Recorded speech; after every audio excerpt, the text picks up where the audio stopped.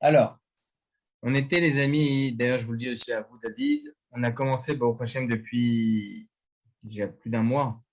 On a commencé Baruch Hashem Ilchot Netilat Yadayim. On a fini un premier siman, le siman Kuf Nun Chet, parce que moi ce que je souhaite c'est que l'on fasse les lois de Brachot de manière, voilà, vraiment complète, qu'on puisse tout connaître. Et c'est vrai que dans tous les œuvres et les livres de Ilchot Brachot, qui ne commencent pas du tout par Ilchot Netilat Yadayim, mais c'est très important. Il y a beaucoup de choses à savoir. Il y a plein de dînes de Safek Brachot, etc., qui concernent les lois de Netilat Yadayim. C'est pour ça que je me suis vu commencer par ces simanim-là. En tout, il y a 10 simanim, 10 chapitres donc sur les lois de Netilat Yadayim. On a fini, Baruch Hashem, un premier siman. Et on a débuté, Baruch Hashem, la dernière fois, un deuxième siman. Mais, je le précise quand même, dans tous ces simanim-là, il y a beaucoup d'halachot qui ne nous concernent plus du tout. Je n'ai pas envie de vous faire perdre le temps. On n'a pas beaucoup de temps. Au Hachem, on essaie de prendre ce que l'on peut prendre. Une petite heure d'étude d'halakha ensemble, on le fait. Mais c'est dommage de perdre son temps sur des halakhot qui ne nous concernent plus. C'est pour ça que j'essaie de prendre les choses les plus, voilà, qui nous concernent le plus. Baruch Hashem, c'est Baruch Hashem, la majeure partie des séifim et des simanim, hein, vous en faites pas. Mais à certaines fois, certains séifim que l'on peut s'attarder pendant 1 ou 2 jours, alors qu'ils n'ont aucune conséquence. Je dis pas. Chaque chose est à étudier. Mais si on était dans un Beth Midrash où on étudiait 3-4 heures de temps, je dis oui. Mais on n'a pas beaucoup le temps. Donc c'est dommage de s'attarder sur des choses qui ne nous concernent pas. D'accord? Donc Bezrat Hashem, mes amis, on est dans le Siman Kufnuntet, Siman 159. Et il y a 2 séifim, 2 halachot que l'on va sauter. D'accord? On était dans le séif Vav la dernière fois, le Siman 159. Encore une fois, David, Bezrat Hashem, je vais essayer. C'est vrai que la dernière fois, je vous l'avais déjà promis, je ne l'ai toujours pas fait. Mais Bezrat Hashem, il faut que je vous scanne les feuilles de ce que l'on lit. En général, on ne fait pas une énorme lecture non plus. On ne fait pas des trop grosses lectures. Plus on en discute, c'est plus ça l'essentiel. Mais je vais quand même vous l'envoyer, Bezrat Hashem, une part. Donc, on est dans le Siman 159, on était dans la halacha Vav. Et on devait débuter la halacha Zayin. Mais la halacha Zayin, on va la laisser de côté. Et la halacha Chet, on va aussi la laisser de côté. D'accord? Ce ne sont pas des choses vraiment qui nous concernent. Là, ici, dans ce siman, on parle des ustensiles adéquats pour l'ablution des mains. Quels sont les ustensiles? Quels sont les kélis qui sont permis pour l'ablution des mains? Alors, vous avez des ustensiles qui sont perforés, cassés, etc., fissurés. On en avait parlé longuement. Et bien, on va continuer sur le même sujet. D'accord? Est-ce qu'on aurait la possibilité, pour Netilat Yadayim, je parle pour Motzi, pas Netilat Yadayim du matin ou Asher Yatzar, etc. Tout ce qu'on parle maintenant, c'est vrai que les lois ils sont semblables, mais il y a quand même certaines différences. Par exemple, la Netilat Yadayim de Motzi, on est obligé d'utiliser un kéli. D'accord? Pour Asher Yatzar, c'est pas obligatoire, mais il selon la loi stricte. On peut mettre des mains sous le robinet, il n'y a pas de problème. Mais c'est pour ça que je parle maintenant exclusivement de Netilat Yadayim de Motzi. Alors là, ici, Ravatam, oui, sur le Netilat Yadayim de Motzi, la dernière fois, je discutais avec quelqu'un et il me dit, lui, quand il fait Netilat Yadayim, il prend le Kéli, il fait une fois la droite, une fois la gauche. Je dis non, tu dois faire 3 fois. Il me dit non, regarde sur le Khan Aruch, il y a marqué un Revit, ça suffit, donc c'est tout. un révit pour chaque main suffit. Mais Mais on moi, a je le dis non, mais minag de nous, faire 3 on est fois. obligé de faire 3. On a le Mais, minag de faire 3 fois, oui. mais où c'est que c'est marqué qu'il y a un minac de faire 3 fois? Mais il me dit, tu me On va montres le et lire. je le ferai, il me dit. On va le lire. On n'y est pas arrivé encore. Ok. On verse pas 3 fois comme la nétilade du matin, on verse en 3 fois sur Trois la plus même 3. main. Oui. Exactement. Mm. Et pas les Mais siroguines comme on le fait le matin. On verra Bezrat Hashem. Là, la question qui se pose, pardon, pas le Seif Vav, je me suis trompé. Le Seif Dalet et le Seif He, on ne fait pas. D'accord? On va commencer directement le Seif Vav. Le iten maim la chavero bechofna. La question qui se pose est la chose suivante. Est-ce qu'on pourrait prendre notre main et la considérer comme étant un kéli pour pouvoir faire un étiré? Je m'explique. Vous avez par exemple une main assez large, on va dire, et vous voulez maintenant mettre de l'eau à l'intérieur de votre paume et ensuite verser sur votre main une fois, ensuite 2 fois et ensuite 3 fois. Par exemple, vous êtes dans un étang d'eau, une source naturelle, une source qui est potable, qui est buvable, pas la mer. On avait dit que c'est pas beau. La mer, l'eau de mer, il faut obligatoirement tremper les mains pour pouvoir considérer cela comme Netilat Yadayim. Mais prendre de l'eau de mer pour faire Netilat Yadayim et ensuite transvaser, c'est assourd. D'accord? On l'avait dit. Si maintenant vous êtes face à une source qui est assez potable, ou bien vous avez uniquement une bouteille d'eau, et vous voulez mettre maintenant dans la paume de votre main de l'eau pour pouvoir faire Netilat Yadayim comme ça, plus facilement. Est-ce que vous avez la possibilité de faire ça ou pas? Alors regardez, je vais vous lire le Shulchan Aruch simple, et ensuite, comme on a l'habitude aussi de lire un peu le Kitsur Bet Yosef, l'abrégé du Bet Yosef, on va connaître les sources, et on va comprendre la raison permis ou interdit, on va voir ça. Alors il y a écrit comme ça dans le Siman 159, à la page 6. Lo iten ma'im lachavero bechofna. On ne peut pas considérer Netilat Yadayim si je mets de l'eau à l'intérieur de ma paume et ensuite je verse comme ça. She'en notlim ela minakeli. La seule possibilité de pouvoir considérer une ablution des mains pour motzi, c'est uniquement avec un ustensile. Qu'est-ce qu'on appelle ustensile? Il y a des paramètres qui sont simples. Il faut que ce soit un réceptacle qui reçoit une quantité minimum d'eau d'un révite, 81 mg, on avait dit la dernière fois, d'accord? Sans ces paramètres-là, on ne peut pas considérer l'ablution comme telle. D'accord? C'est ce qu'il dit le Shulchan Aruch. Veu adin, il continue le Shulchan Aruch en disant quoi? Veu adin in natal yado achat me'akeli ve'shafach mimena leyado achret deno klum. La même chose.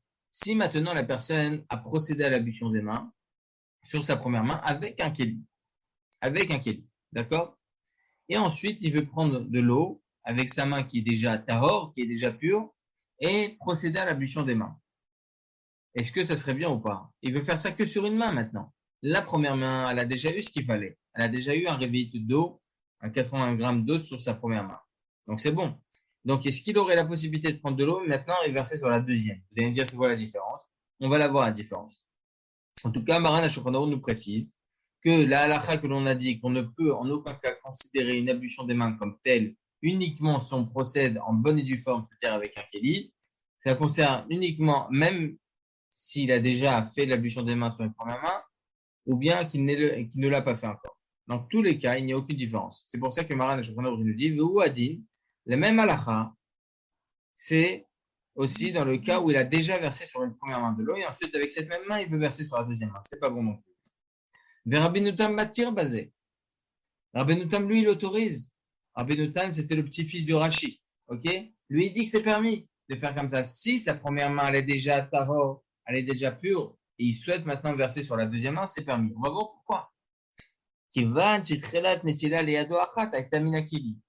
Car étant donné que cette main a déjà été, on lui a déjà versé de l'eau par l'intermédiaire d'un kéli, d'un ustensile, par extension, cette main-là, qui est déjà tahor, peut faire office maintenant elle aussi de kéli. Comme ça, il dit Rabbeinu Tam, Veu sha'aita yado reshonat teora. C'est uniquement si on a versé un révite d'eau, donc une quantité assez conséquente d'eau sur la première main, et donc la main elle est déjà tehora, elle est déjà pure. Qui gagne chez Shafach Alea Revit Bebatachat. Comme on vient de dire maintenant, comme si, par exemple, où il l'a déjà versé avec un kéli, donc une quantité de 81 grammes. En tout cas, là, on va voir, messieurs, une marloquette. Dans un seul et unique cas. Dans le premier cas, pas de marloquette. Tout le monde est d'accord que c'est un problème. Prendre de l'eau de quelque part et vouloir utiliser cette main-là pour procéder à l'ablution, c'est pas bon, selon tout le monde. C'est pas un ustensile. Le deuxième cas de figure fait office d'un débat. Selon le Shulchan Aruch, il semblerait que dans le cas où la personne a procédé à une ablution des mains sur la main droite, on va dire. Il a pris avec sa main gauche, il a pris un ustensile, il a versé sur la main droite. Maintenant, il veut prendre l'eau, d'accord? Il veut verser sur sa main gauche. Cette main, elle est déjà théora. Cette main, elle est déjà pure. Il a déjà versé un révit. Marloquet. Selon certains poskim, ça ne change rien, aucune différence. Que cette main soit théora, elle soit pure et qu'il a déjà procédé avec l'ustensile sur une première main, il n'y a aucune différence. Dans tous les cas, c'est pas bon. D'accord? On ne peut pas utiliser cette main-là pour procéder à l'ablution des mains de la deuxième main. Alors que selon Rabbeinu Tam, oui, ça marche. Selon Rabbeinu Tam, on peut considérer Netilat Yadayim tant que sa première main, elle a déjà été théora, elle a déjà été pure, et il souhaite maintenant prendre cette main-là et procéder à l'ablution des mains de la seconde main et dire à Ben Tam que c'est permis. Marloquette. Alors, ne nous précise rien pour le moment. Mais regardez ce que nous dit la Rama. Le Rama vient nous enseigner la chose suivante. Venahagula akel qui dit Ben Tam. On a la coutume d'être moins strict, comme l'opinion d'un Ben Tam, que ça peut marcher. Cette main-là qui est déjà théora, qui est déjà pure, peut faire office de Kéli pour la deuxième main. Azvara Rishna Ikar. Le Rama il continue, il dit, mais quand bien même, la première opinion est celle la plus plausible. Et la reine yesh la achmer les quatre là. C'est pour ça que les quatre là, il faut être mahmer. D'accord? Et ne pas procéder à la bouche de main. Il y a quelque chose que je ne comprends pas. Dites-moi. Il a fait avec un Kéli sur la première main. Son Kéli, il s'est cassé entre les deux alors. Parce que s'il a un Kéli pour la première main, il l'a bien pour la deuxième. Pourquoi il utiliserait sa main propre en Kéli alors qu'il en a un? Ce que vous demandez, c'est technique. On va dire que, je ne sais pas, voilà, vous avez dit il s'est cassé le verre. On ne sait pas. Il s'est cassé. D'accord? C'est technique. Là, la personne souhaite savoir est-ce que cette main-là peut faire office de Kéli, si c'est lâché là. Vous avez raison, c'est technique. Hein. Le Kéli, il s'est cassé, il a été pris par un gosse, il est tombé, on ne sait plus où il est. Allez savoir. En tout cas, est-ce que cette main-là qui est pure peut faire office de Kéli? Si c'est lâché là. Elle se base sur quoi la question? Parce qu'on a une Mishnah dans le traité Yadaïm. C'est que des Mishnayot. D'accord? Il n'y a pas de Gemara sur ça. Traité Yadaïm, chapitre 1, Mishnah Bet. Qu'on ne peut en aucun cas, ça on l'avait dit au tout début de Ilchot et Tchatchadim sur les lois du Kéli, on ne peut en aucun cas procéder à l'ablution des mains si ce n'est avec un ustensile. C'est la Mishnah. C'est la Mishnah. D'accord? Comme ça, il tranche le tour et comme ça, il tranche tous les poskim. Donc, je comprends dans le cas où il n'a rien fait du tout. Maintenant, il veut prendre de l'eau d'une source d'eau ou bien d'une bouteille. Il veut commencer à faire une session sur les deux mains. Ça, c'est un problème, selon tout le monde. C'est une Mishnah. D'accord? Il n'y a pas d'ustensile. Mais dans le cas où il a déjà utilisé un ustensile, excusez-moi, pour sa première main, là, il est au départ. Regardez justement, pour ceux qui ont le Mishnah Berurah Meorot, le Kitzur Bet Yosef, que je veux lire rapidement. D'accord? Il y a écrit là-bas, page Nun, Amoud Al-F, comme ça, alinéa Vav, en haut, dans le Kitzur Bet Yosef. Deuxième paragraphe. Il nous dit la chose suivante. Veu adin imnatal, aita minakilit, katav Rashba, Shatosfot kadvu beshem Rabbeinu Tam. Le Rashba, il vient nous apprendre, selon l'opinion de sa faute, au nom de Rabbeinu Tam. C'est ce qu'on avait dit dans le Shulchan Aruch, les amis, que selon Rabbeinu Tam, il est permis d'utiliser cette main-là qui est pure, qui a déjà reçu un réveil, etc., etc. Ok, il a le droit d'utiliser cette main-là pour faire procéder à l'ablution des mains sur la seconde main. Ok, étant donné que la première nitila, la première main qui a été et l'ablution a été faite par un ustensile, par un kéli, il n'y a plus besoin. C'est aussi l'opinion de Tosefta, on peut en déduire. Et Katana aval anotel venotel lechavero befnara yadav tmeot. Timitfela lonata minakeli. Mashma anatat tfela minakeli sheper damet kanshot. Il veut essayer d'apprendre ce qu'on avait dit dans le Tosefta, que le chawa, la halakha est telle que BME, dans le cas où il aurait déjà procédé à une ablution sur une première main, cette première main-là peut faire office justement de Kéli pour Nitchatchadeh. Car Kata va Troumat Adeshen, Beshemat Tosafot, comme ça c'est l'opinion du Troumat Adeshen en nom de Tosafot. Chez Kenago Olam, Ulam Betorat Abayet, le Rashba. Écoutez bien les amis. Pardon, le Torat Abayet au nom du Rashba.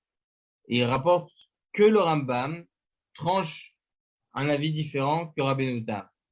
Mais des Katam Notel Yado Achat, Vetsak Bazo Achazo, Vechoza Vetsak Barishona à la Shniat. Kolomash Tsak Nitia Alzo Valzo. Il semblerait, selon les termes employés par le Rambam, que on a une obligation technique de devoir faire Netziat Yadayim sur le pain, ok, uniquement les deux mains avec lesquelles on a utilisé le kéli. D'accord? On ne peut pas se permettre d'utiliser qu'une seule main. וגם המרדכי למד מהתוספתא, שנותן מידו אחת על חברתה אסור, ודאו כרבנותם, etc. הלכה למעשה, les amis, comme on a vu. Ok? הלכה למעשה. Si une personne maintenant elle souhaite faire une Netziat Yadayim, elle est obligée d'utiliser ses deux mains pour pouvoir faire Netilat Yadayim. D'accord? une question. Il a fait mieux. Grave. Et Oui. comme ça, si j'ai, j'applique le cas qu'on vient de voir, donc c'est-à-dire que j'ai fait un Netilat Yadayim sur une main avec un Keli, et que après je fais Netilat Yadayim, et après je ma main qui est Théora, donc je fais Netilat Yadayim sur l'autre main. Est-ce que je pourrais faire ça sur une autre personne? Est-ce que ça serait Une autre considéré? personne? Avec- Il y a une marloquette dans les post-kim sur ça aussi. Attendez, je l'ai vu ici. Où je l'ai vu ça, hein? L'Echora, il n'y aurait pas de problème. Ah, du moins, c'est la même halakha. D'accord? C'est la même halakha parce qu'en fin de compte, la main n'est pas considérée comme un keli. Mais Bidi Avad, ça pourrait marcher. D'accord?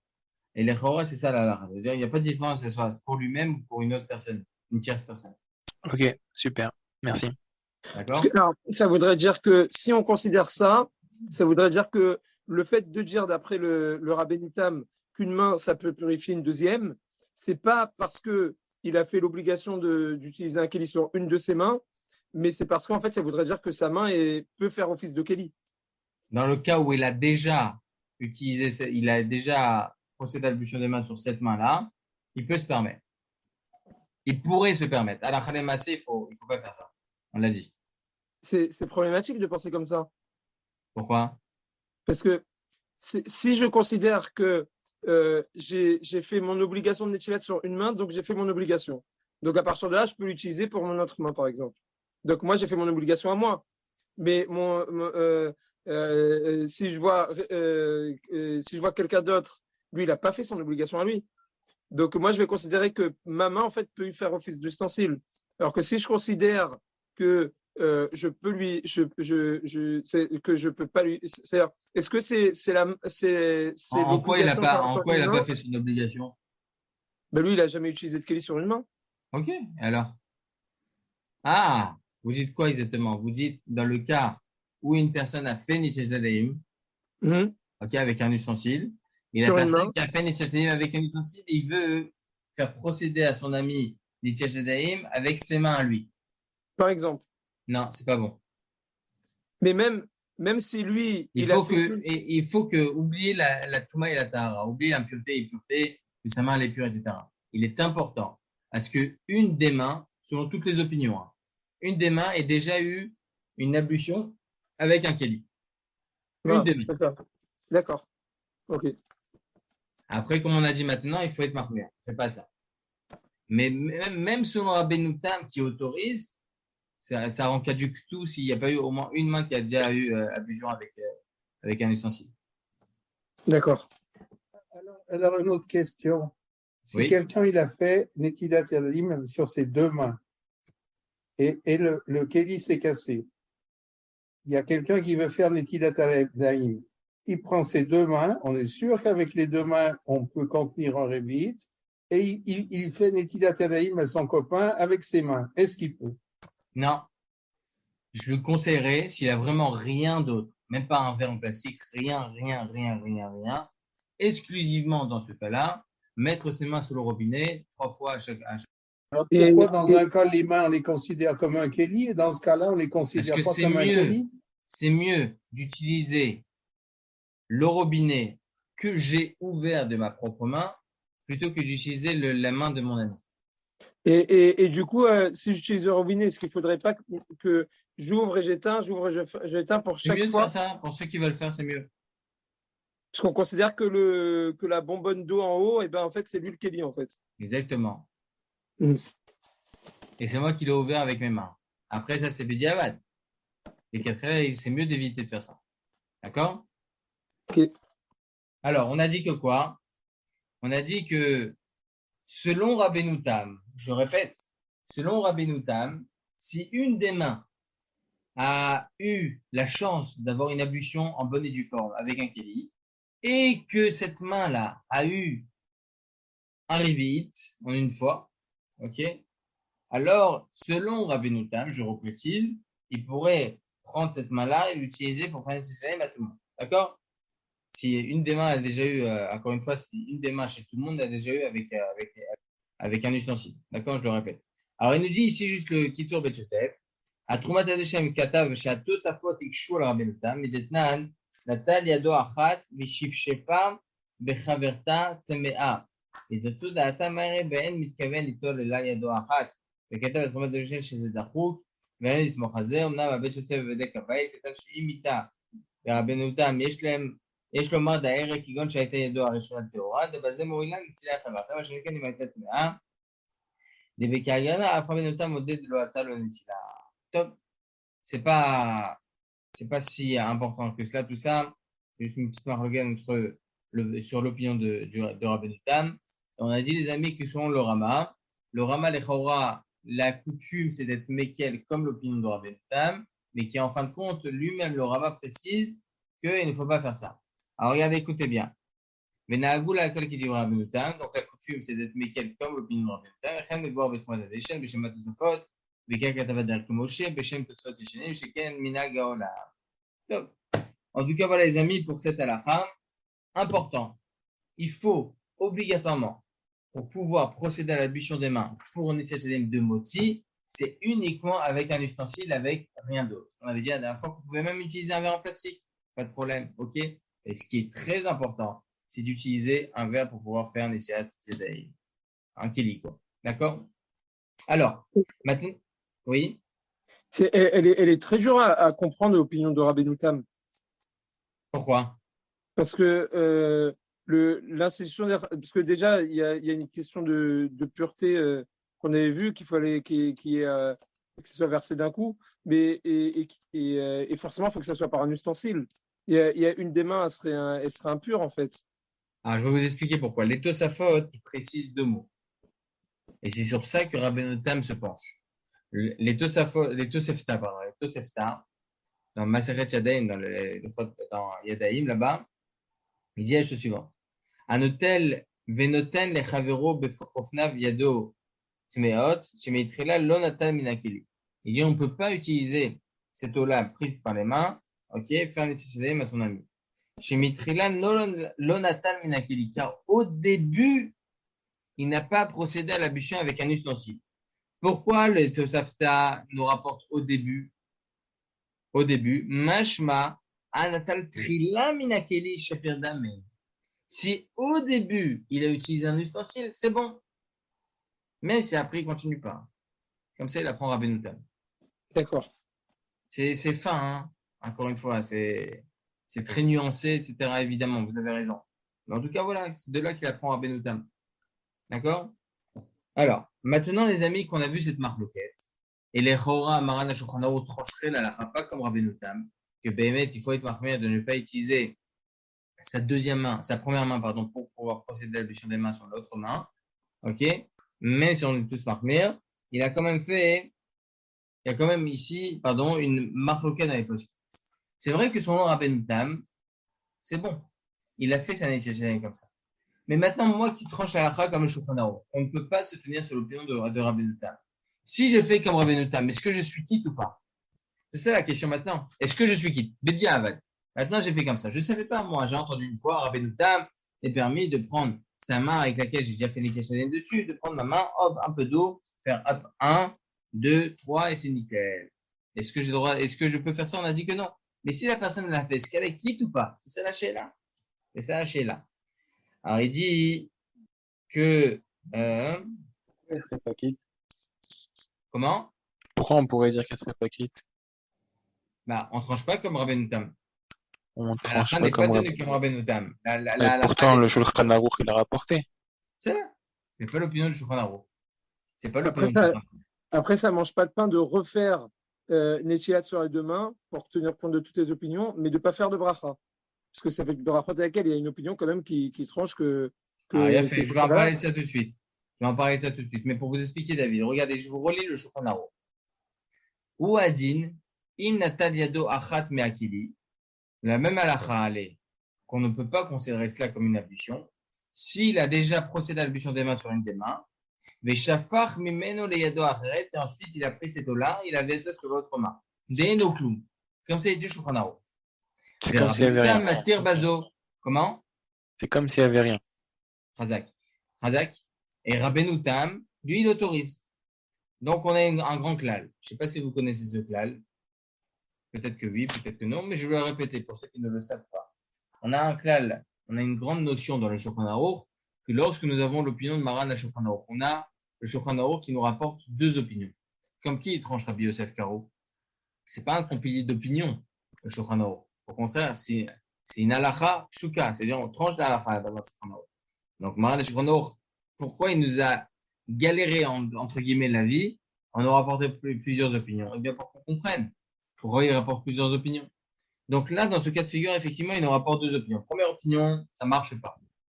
Deuxième opinion, Rabbeinu Tam, il autorise. C'est quoi la halakha de Maran? On a une grande notion. Stam veyesh halakha kistam. Lorsque la première opinion a été dite stam, sans rapporter qu'est-ce qui a dit quoi, il y a juste écrit il n'y a pas dit le Rambam même comme ça, ou bien il y en a certains qui pensent de cette façon. Non, il a juste dit interdit. Et ensuite, ça c'est le stam. Le sens, c'est-à-dire c'est vraiment simple. Là, la halakha qui est écrite, voilà, de manière simple. Stam veyesh. Et on a une autre opinion sous le titre, ou bien sous les termes. Il y en a certains qui pensent que, ou bien le Rambam il pense d'une autre façon, ou bien Rabbeinu Tam ne tranche pas de cette façon. C'est ce qu'on appelle Stam veyesh. Première opinion simple. Deuxième opinion, ou bien on l'a nominé cette opinion-là, ou bien on l'a définie sous le terme. Il y en a certains qui pensent que, ou bien il y en a certains qui disent que, ou bien, et grâce à une nomination, Rambam, Ravad, Rabbeinu Tam, etc., ou bien sous un terme différent. Dans ce cas de figure, on tranchera toujours la halakha comme la première opinion. Stam veyesh, halakha kestam, comme la première opinion. C'est un grand klal. Dans notre cas de figure, Maran Shulchan Aruch, il est explicite, il dit que c'est interdit. Et ensuite, il dit, et Rabbeinu Tam, il autorise. Stam veyesh, halakha kestam. D'accord? Ok. Un fait mieux. Donc, c'est vrai qu'il y a une marloquette. Il faut apprendre de tout le monde. Rabbeinu Tam, il autorise, sauf. C'est vrai qu'on ne tranche pas comme lui. Mais si je l'ai fait maintenant, est-ce que je suis qui de mon éthique ou pas?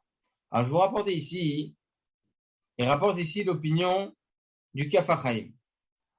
Rabbi Chaim Sofer, c'est Farad. Il dit que la halakha est comme Maran, à Shulchan Aruch, effectivement que c'est assour. Mais la reine, c'est pour cela. Misha Saken, s'il a fait ici, il y en a un qui a fait comme Rabbeinu Tam, lo yevarich hanetilazo. Il ne peut en aucun cas faire la bracha sur cette ablution de main. Mais Shum, ça fait brachot de laquelle? Parce que ça fait brachot. La halakha n'est pas comme le Rabbeinu Tam, elle est comme le Shulchan Aruch. Ok?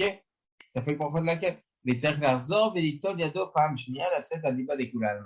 faut faire une seconde ablution pour pouvoir sortir de tout ça fait. Si il a déjà fait la bracha sur sa Netiach Yadayim, ok? Alors il devra procéder une seconde fois à Netiach Yadayim, mais sans beracha. D'accord? Mishum Shedat Ramazan Gvariatsa, ok, ça fait beaucoup de. D'accord? Si la personne a déjà fait l'ablution des mains, est obligé de refaire l'ablution des mains une deuxième fois, mais sans beracha. S'il n'a toujours pas fait la bracha, eh bien, obligatoirement, il refait Netiach Yadayim avec beracha. D'accord?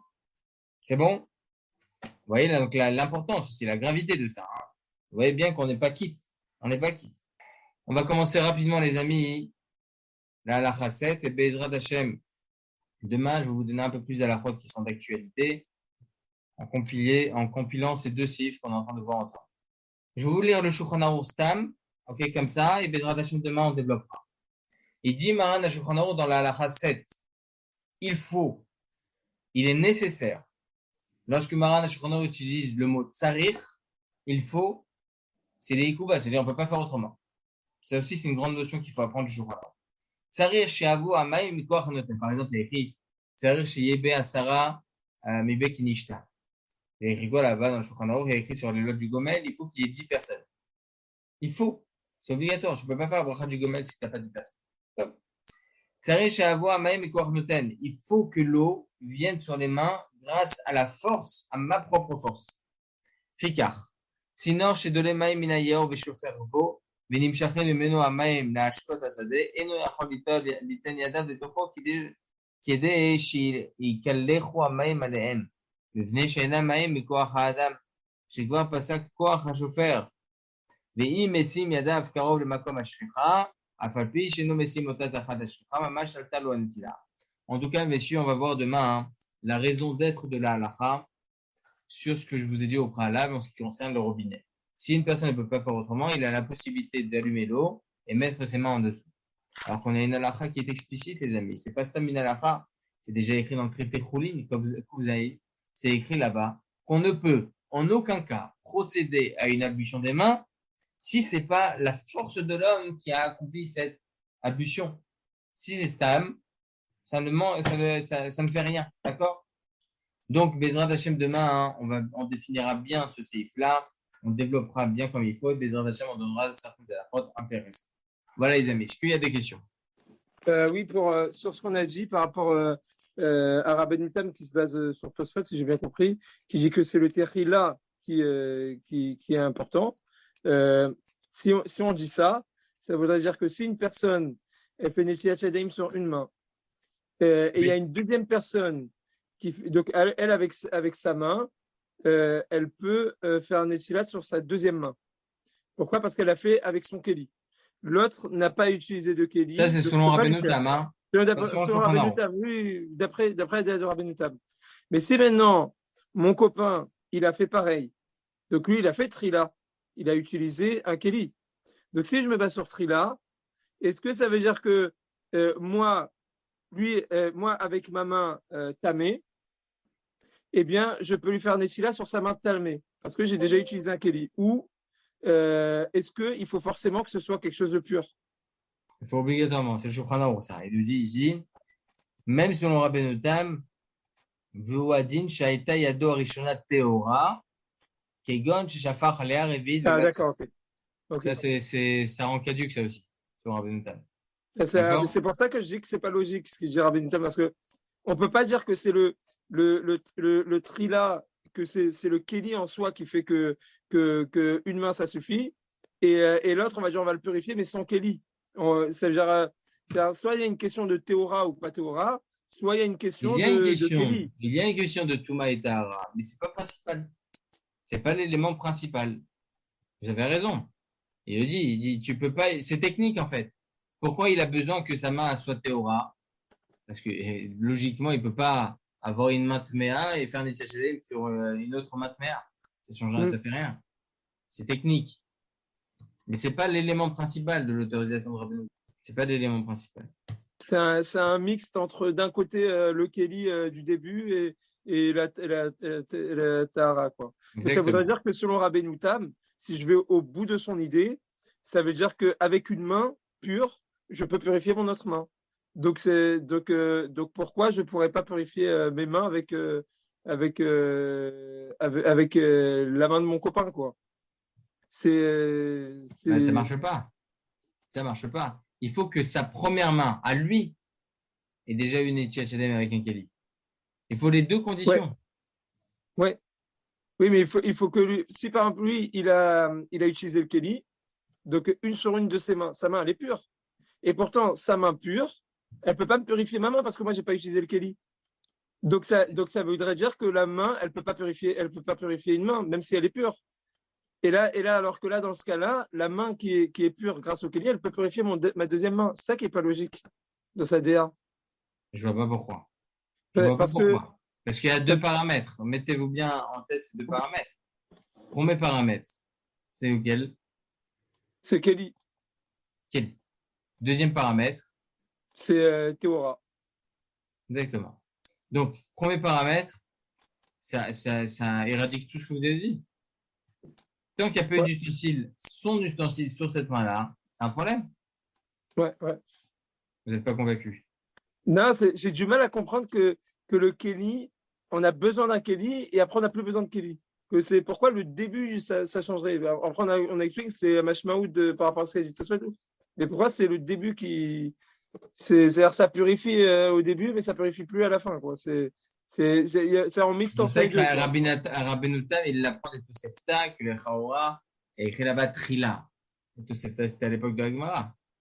Donc il dit ici, un Keli Trila. C'est-à-dire que c'est nécessaire. Vous voyez ce que je veux dire? Ouais. C'est Riyun. C'est Riyun. Ok, les amis. Alors, Bezrat Hashem, on continue bien le développement demain. Merci Hashem.